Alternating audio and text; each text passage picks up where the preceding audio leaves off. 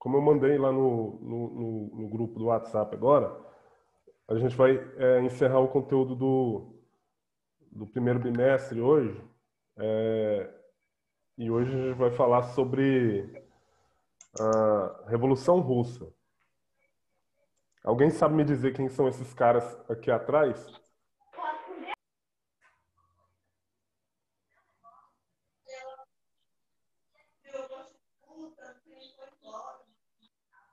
Alguém? Tá aparecendo nada não, professor. Tá não? Atrás de mim aí? Aí, agora apareceu. Stalin. E do lado dele?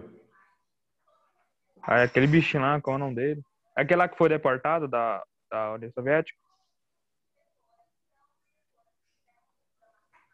Começa com L. Esqueci o nome dele. Lenin. É Lenin. Isso aí. E do lado de cá, desse lado de cá, quem são esses dois? O de cima é o Karl Marx. Para alguns, um deus, para outros, um demônio. É isso aí. E esse cara do lado dele?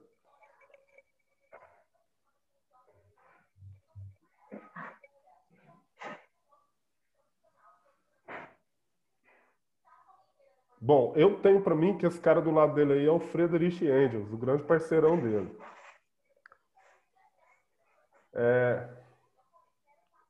Beleza.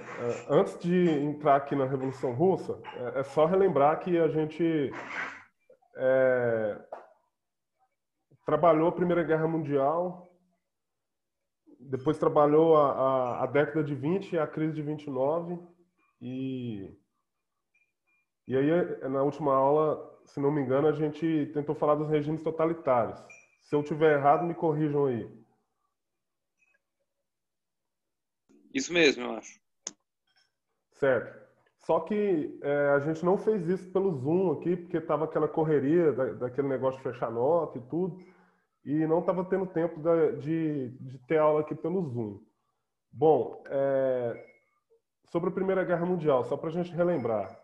A Primeira Guerra Mundial, ela teve alguns fatores que levaram à eclosão do conflito. Se você tiver com o seu caderno aberto aí e tiver anotado aqueles fatores que eu pedi para você destacar do vídeo, eu gostaria que, por gentileza, um de vocês pudesse citar esses fatores para mim aí, para a gente comentar rapidinho, antes de ir para a Revolução Russa.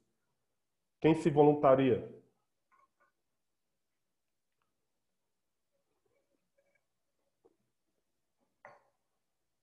Lembra que eu pedi para tirar do vídeo aquele dia que eu mandei, do YouTube?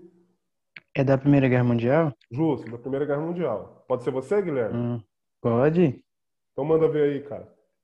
Eu anotei a Primeira Guerra Mundial, ocorrida em 1914-1918, foi consequência de vários desentendimentos e insatisfações acumuladas nas últimas décadas, o que influenciou o crescimento desses desenvolvimentos e insatisfações na Europa foram o imperialismo e o expansionismo.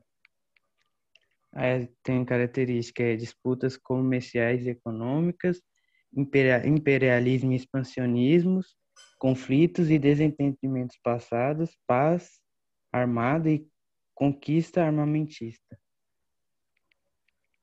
E Correto. tem mais coisa, pode? Tá, mas vamos parar por aí, Guilherme.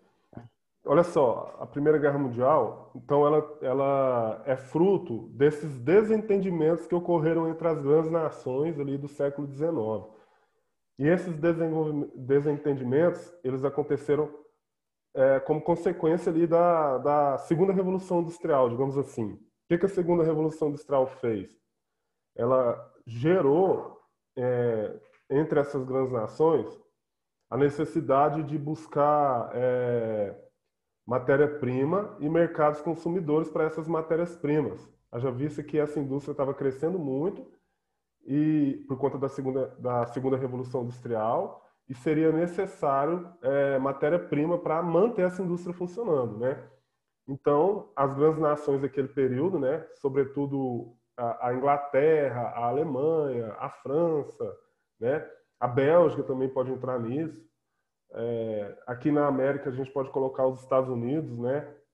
Entrando também nessa corrida, só que de outra forma, não como os países da Europa fizeram, né? Essas nações elas vão em busca de ampliar as suas regiões onde eles tirariam matéria-prima para continuar produzindo industrialmente. E essa disputa por mercados fornecedores de matéria-prima e também consumidores, ela também vai se chamar imperialismo, né? E também é conhecido como neocolonialismo. E isso vai gerar rivalidade entre essas pessoas. Então, o Guilherme falou sobre isso, né, na resposta dele, sobre esse imperialismo. E ele falou também sobre paz armada. O que foi a paz armada?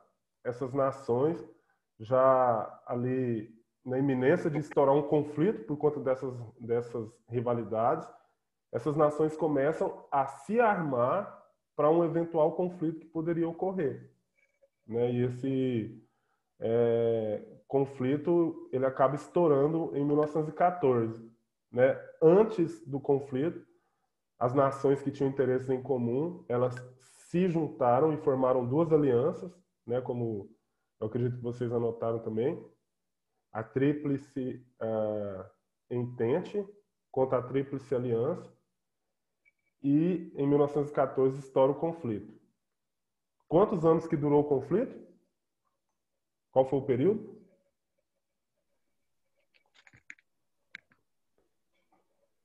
Da Primeira Guerra Mundial? Isso. 4 anos, né? Foi de 1914 a 1918. a gente pode colocar 5 anos, né? Uns falam que foi 5, né? Uhum. Uns que falam que foi... Certo. Essa guerra ela pode ser dividida em 3 fases, né? A primeira fase foi uma guerra de movimentação.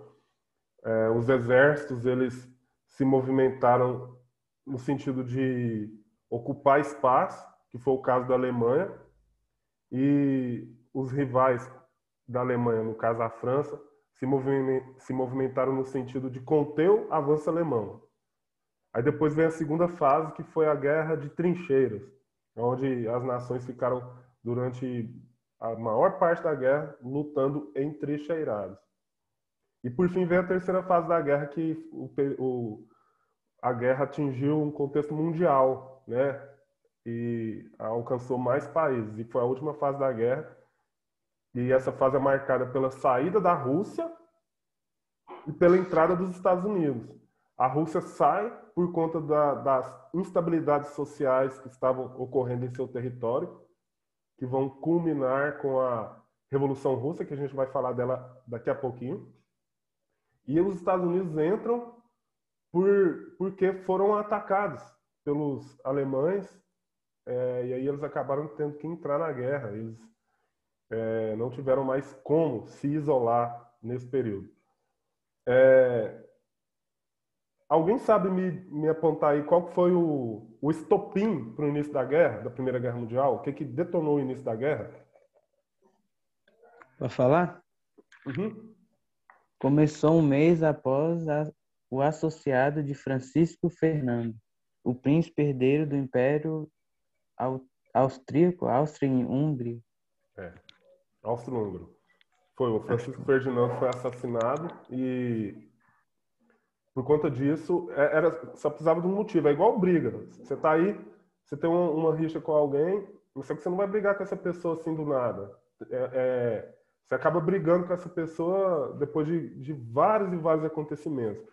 Foi isso que aconteceu com a Primeira Guerra Mundial. Ao longo de várias e várias décadas de rixas entre os países, chegou um momento que qualquer acontecimento poderia detonar a guerra. E esse acontecimento foi o assassinato do arquiduque Francisco Ferdinando, o príncipe herdeiro do trono austro-húngaro. A gente não vai falar muito sobre isso aqui, porque, infelizmente, o nosso tempo é muito curto. Então, a guerra terminou em 1918. Quem foram os vencedores da guerra? Daquelas duas alianças lá? Quem venceu a guerra? Quem é considerado vencedor da guerra? Alguém me ajuda? Aliança? A Tríplice Aliança? Acho que foi.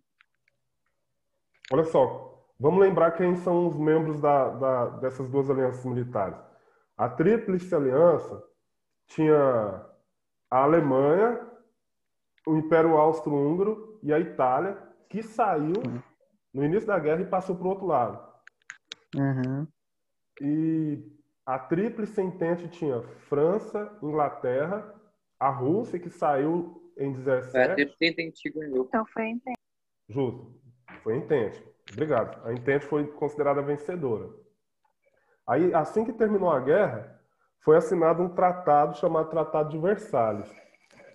Esse tratado, ele foi muito ruim para a Alemanha, porque eles consideraram a Alemanha a principal responsável pelo conflito, puniram a Alemanha de forma muito rigorosa, né? Impediram a Alemanha, por exemplo, de ter a marinha de guerra, a aeronáutica, limitaram o exército alemão a apenas 100 mil soldados, obrigaram os alemães a pagar indenização pesadíssima para os países vencedores, entre outras coisas, né? E aí, depois, no futuro, o Adolf Hitler, na Alemanha, vai usar o Tratado de Versalhes como justificativa para começar a montar um grande império, um grande arsenal bélico para dominar a Europa e implantar o Terceiro Reich, o governo de 1000 anos, o terceiro reinado do Império Alemão lá, como os nazistas denominavam, né? Então ele vai usar isso como justificativa para buscar vingança após a Primeira Guerra Mundial. Aí depois a gente vem para a década de 20, né? A década de 20 ela tem uma característica muito forte. O American Way of Life, o estilo de vida americano. Por quê? Vocês acham que a guerra foi boa ou foi ruim para os Estados Unidos?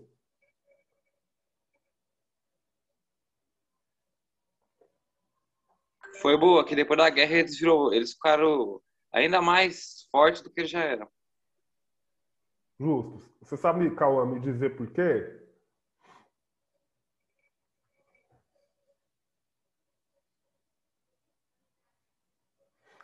Olha só, o que contribuiu para os Estados Unidos ficarem fortíssimos? Primeiro, a guerra não foi na América, a guerra foi na Europa. Então, nesse contexto, os Estados Unidos não tiveram destruição territorial.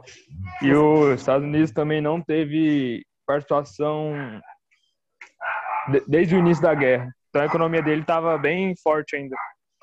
Justamente. Ah, né? então ele meio que financiou a reconstrução da Europa. Isso aí. Justamente.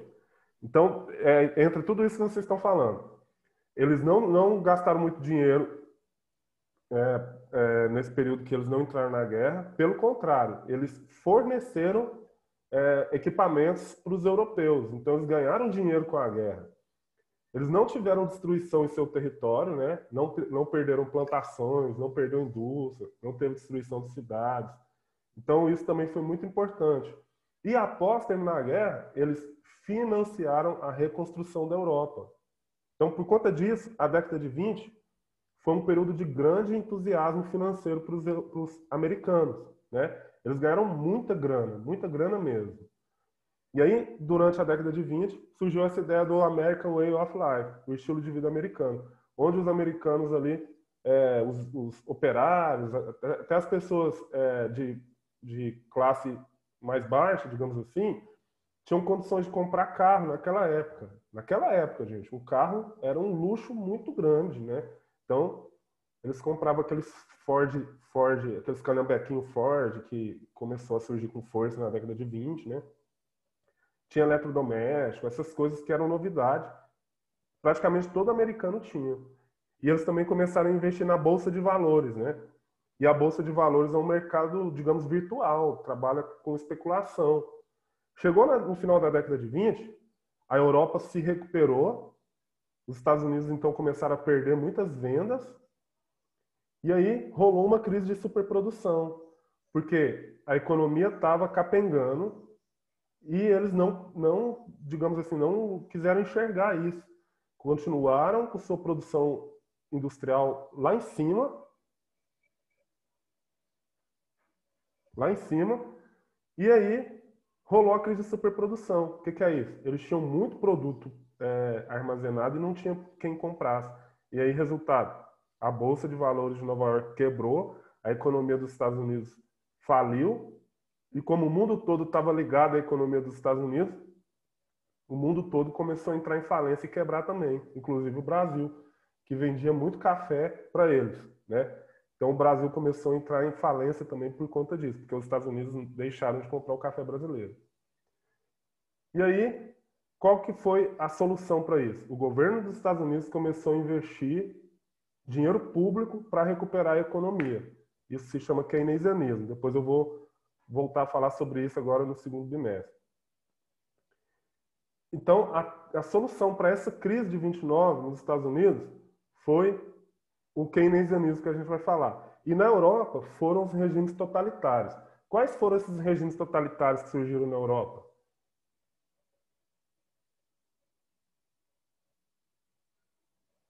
Inclusive foi da última aula. As Nazismo e revoluções? fascismo. É. Foi o Marco que falou? O quê? As revoluções? Não. Quem Então, falou, o Cauã. quem falou nazismo e fascismo? Cauã? Tá. Eu, professor. Sim, então, na Europa surgiu os regimes totalitários, né, com força, o nazismo na Alemanha e o fascismo na Itália, surgiram dentro dessa crise econômica que estava acontecendo devido à Primeira Guerra Mundial, devido à quebra da Bolsa de Valores de Nova York, né? Isso começa lá na época do Iluminismo, quando o pessoal falava que essas mudanças propostas pelo Iluminismo iam trazer progresso para a humanidade. Só que 150 anos depois, mais ou menos, acabou culminando com uma guerra e depois com a quebra da Bolsa de Valores, e isso gerou uma grande crise no mundo, né? A gente está vivendo uma crise terrível agora com a pandemia do coronavírus, mas a gente que estuda história, se for olhar para trás e ver esse período aí foi muito mais tenebroso do que o que a gente, infelizmente, está atravessando agora. Se você Olhar a for... história, o que está acontecendo agora não é nada, na verdade, né? Justamente. Porque se você for olhar para trás e ver esse início da década do século XX, você vai ver Primeira Guerra Mundial matou milhões de pessoas. Depois vem Teve a a gripe gripe... espanhola também. Justo. Depois da Primeira Guerra, então, vem a gripe espanhola, que matou entre 50 e 100 milhões de pessoas. Depois você tem a década de 20, que vai culminar com essa quebra da Bolsa de Valores, que vai afetar a economia do mundo todinha. E logo na sequência vem os totalitarismos e a Segunda Guerra Mundial. Eu sempre falo aqui em casa com a galera que quem nasceu nesse período aí, ali de 1910 para frente, e chegou em 1950 vivo, né, viveu na Europa, mano, foi Deus mesmo, porque aquele período lá foi tenso. Beleza? Beleza. Tá, então eu quis fazer essa rápida revisão para a gente lembrar o que a gente falou nas últimas aulas. Aí hoje, então, a proposta é a gente falar da Revolução Russa, que foi um assunto não falado ainda, que a gente precisa abordar, que ficou do primeiro bimestre. Vou colocar um slide aqui. Acho que vai aparecer meu WhatsApp primeiro. Não, apareceu um negócio aqui do Zoom.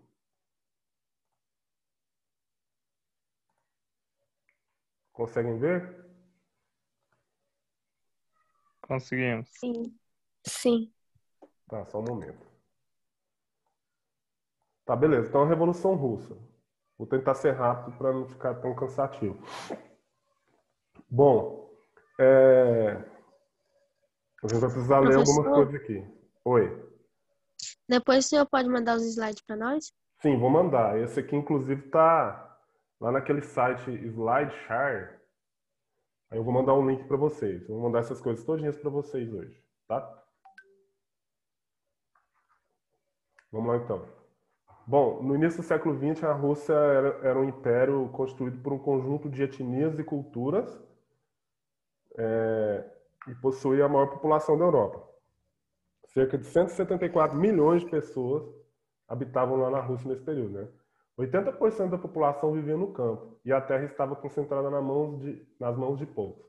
Então, no início do século XX, boa parte das nações europeias já haviam passado por aquele processo de revolução industrial, né?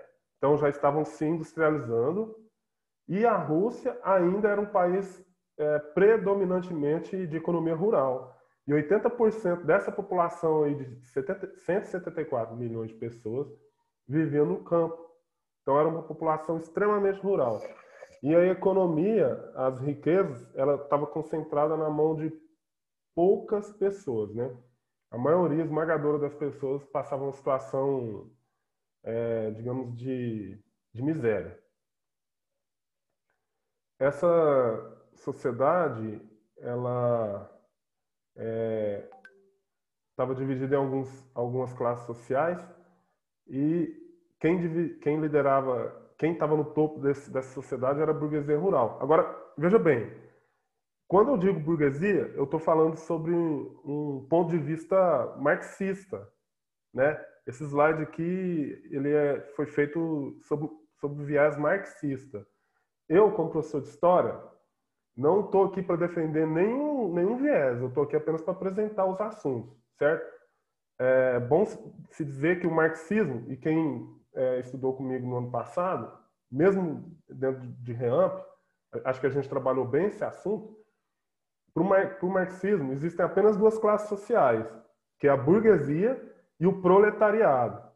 O burguês é o dono do meio de produção. O que é o meio de produção? É onde as coisas são produzidas, é a indústria, é a fazenda, né? Esse é o burguês. E o proletário é o cara que trabalha para o burguês. A única coisa que o proletário tem é a sua força de trabalho, que ele vende para o burguês em troca de um salário. A única coisa que ele tem é isso, segundo a visão marxista, né? Então, para o Karl Marx, existe uma luta de classes, né? Os burgueses, nesse período histórico que a gente está falando, eles exploram os proletários, exploram o proletariado, a classe trabalhadora.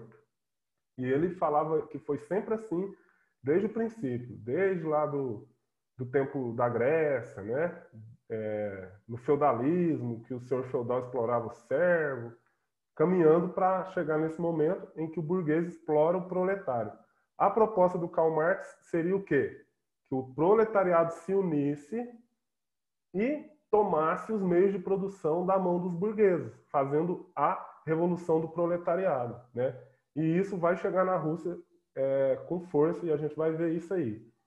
Então, essa sociedade russa tem a burguesia rural como proprietária das terras, que eram chamadas kulaks. Eles dominavam a produção agrícola, né? E no início do século XX, a indústria começa a chegar na Rússia finalmente. Olha aí, ó. A industrialização tardia foi comandada pelo capital europeu, sobretudo alemão, belga e francês. Alguém quer fazer algum comentário? Não, deu para entender legal por enquanto. Então vamos lá.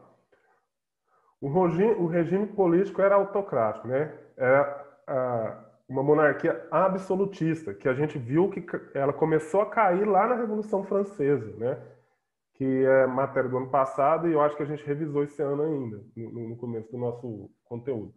Então, a monarquia, o regime político russo ainda era uma monarquia absolutista, né? Onde o rei governa acima das leis, inclusive, né?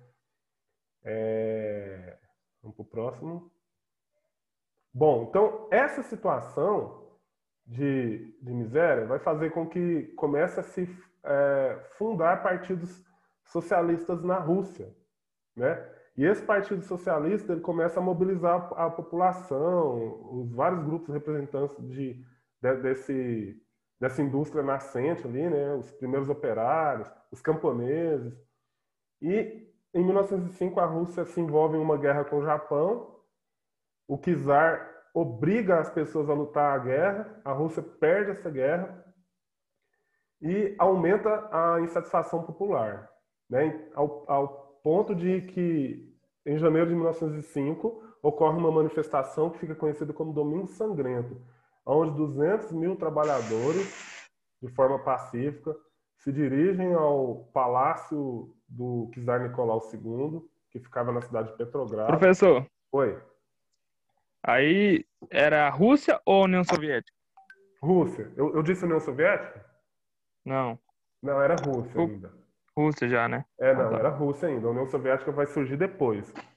Se Deus quiser, a gente consegue chegar até o finalzinho para a gente entender como que isso se deu. Então, esses manifestantes vão até o palácio para entregar uma carta manifesto exigindo que o czar Nicolau II entregasse essas coisas aí, ó. Redução da jornada de trabalho para 8 horas e o salário mínimo. Aí o que aconteceu? O czar Nicolau II ordenou sua guarda a dissolver a manifestação. Resultado, mataram mais de 1.000 pessoas, mais de 1.000 manifestantes. Já pensou, cara, se isso acontecesse no Brasil? Isso aconteceu lá. Esse período essa manifestação ficou conhecida como Domingo Sangrento. E aí ela gerou algumas consequências, né? Por conta disso, o czar, ele prometeu reformas, ele prometeu que ia acabar com aquele poder absolutista que ele tinha, ele prometeu que ia realizar eleições para formar uma assembleia que se chamaria Duma. Só que depois ele não cumpriu nada disso, ele só prometeu. E aí estourou outra revolta em um navio chamado Potemkin, em encouraçado. Quem gosta de coisas de guerra deve saber o que é um encouraçado. Então o encouraçado Potemkin entrou em rebelião e esses marinheiros que estavam cansados também de ser punidos pelo governo, igualzinho a revolta da Chibata, eles prometeram que iriam bombardear a cidade, ia tomar o poder também. Mas só que esse movimento também foi sufocado. E aí o czar Nicolau II começou a perder o apoio popular e começou a perder essa imagem de pai do povo que ele tinha, né? Vou pular isso aqui. E aí, como eu falei, foi fundado o Partido Social Democrata Russo. Presta atenção nisso aqui, que isso aqui é importante para você que vai para o vestibular, vai para o Enem, essas coisas todas. Esse Partido Operário Social Democrata Russo, ele foi fundado em 1898, um pouco antes disso aí, como a gente vê. E em 1903 ele é dividido em dois, os mencheviques e os bolcheviques.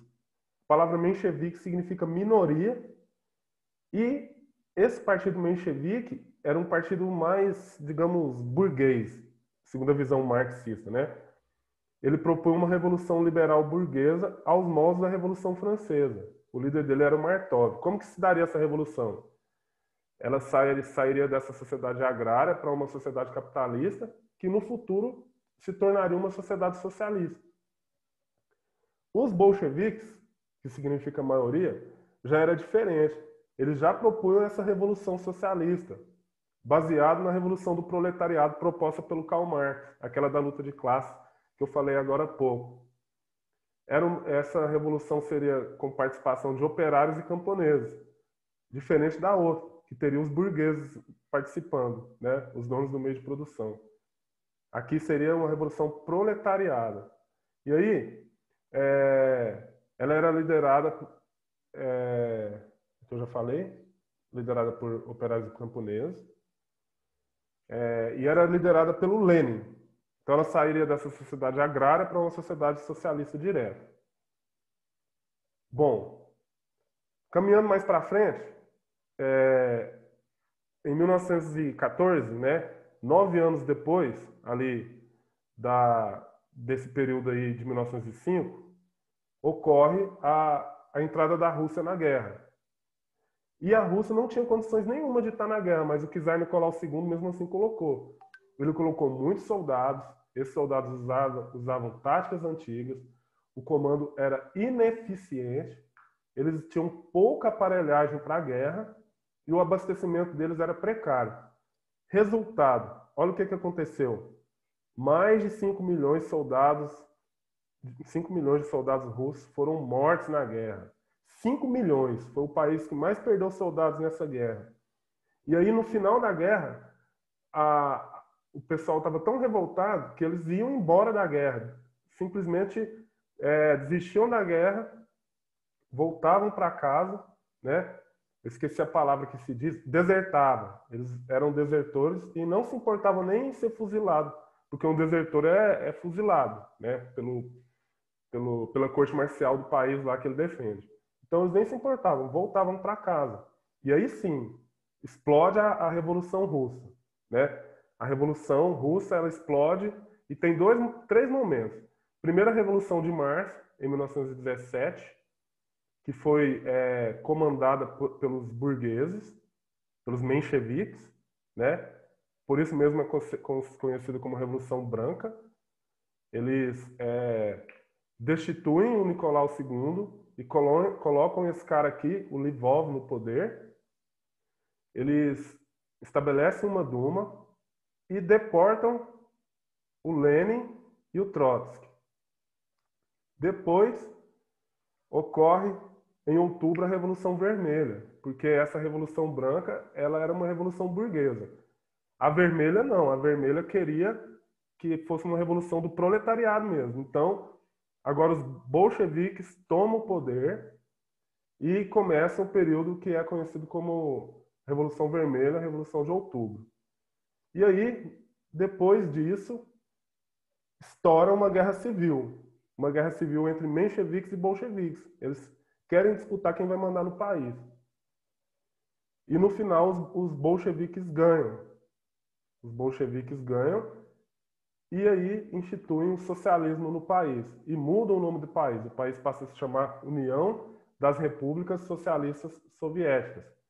Por que soviéticas? Porque foram criadas associações no campo conhecidas como sovietes, onde os agricultores ali se organizavam, aprendiam o que era socialismo e se preparavam para tomar o poder naquele país.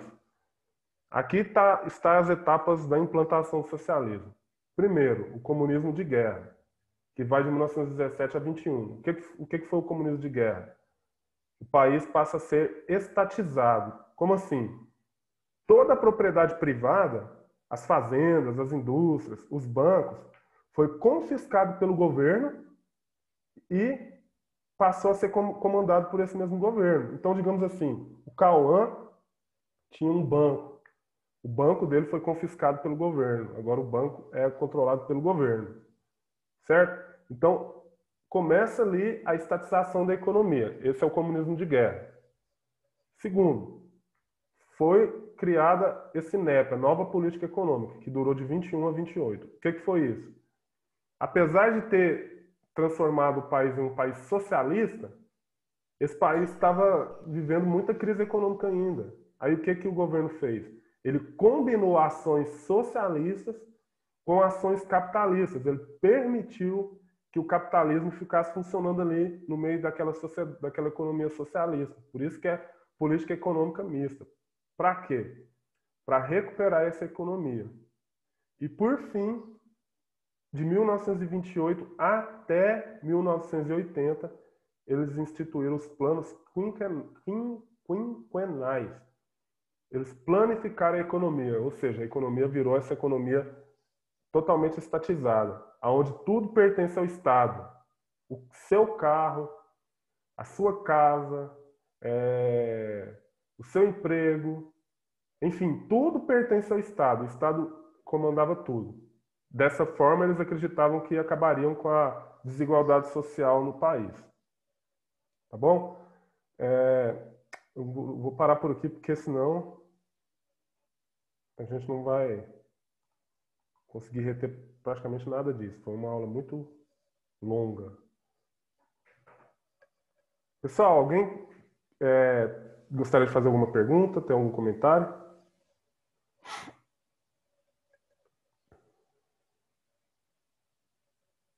Certo.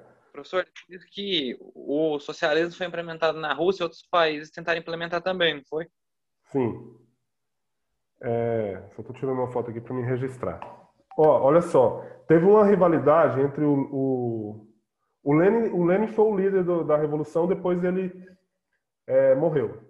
Aí você ficou com o Joseph Stalin sendo o líder e o Trotsky. Esses dois, o Stalin e o Trotsky, eles divergiam em uma questão. O Trotsky, ele acreditava que essa revolução que começou na Rússia, ela tinha que continuar, naquele momento ali, se expandir pela Europa e pelo mundo. O Stalin não. O Stalin já pensava assim, não, primeiro a gente precisa consolidar essa revolução aqui no nosso país. E aí eles divergiram. Acabou que o Stalin expulsou o Trotsky. O Trotsky veio viver no México. Aí na década de 40 o Stalin assassinou, mandou matar o Trotsky aqui no México, né? O Trotsky foi até amigo da Frida Kahlo. Alguém conhece a história da Frida Kahlo? As meninas talvez já devem ter ouvido falar da Frida Kahlo. Um grande símbolo para o feminismo, Frida Kahlo. O Trotsky, então, ele divergiu disso. Mas essa revolução, ela continuou. A gente vai até estudar agora nesse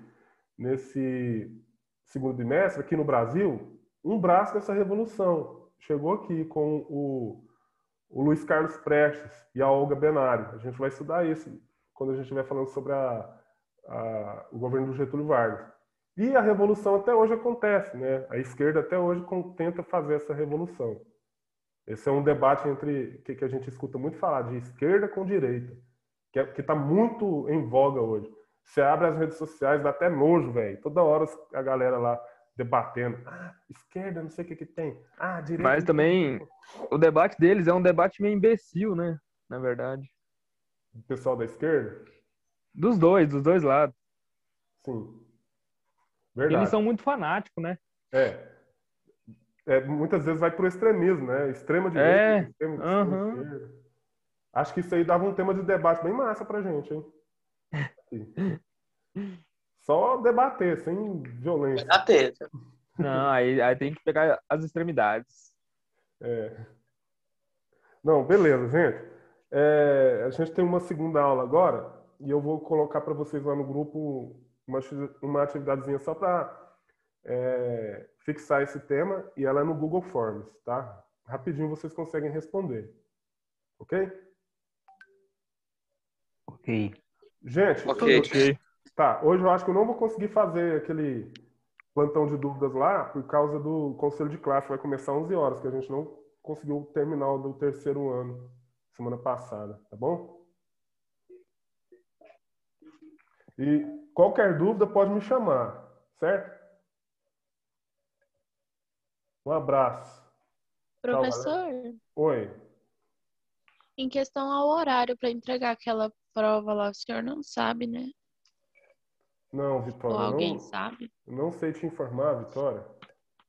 Talvez até algum aluno aqui saiba. Eu acho que era até conversei com a meio-dia. coordenadora, ela Eu acho que podia até ser à 11. tarde. Tá, Eu levei lá agora cedo. Estão recebendo já. beleza. Obrigado, Ana Luísa. Obrigada, gente. Então, tchau, galera.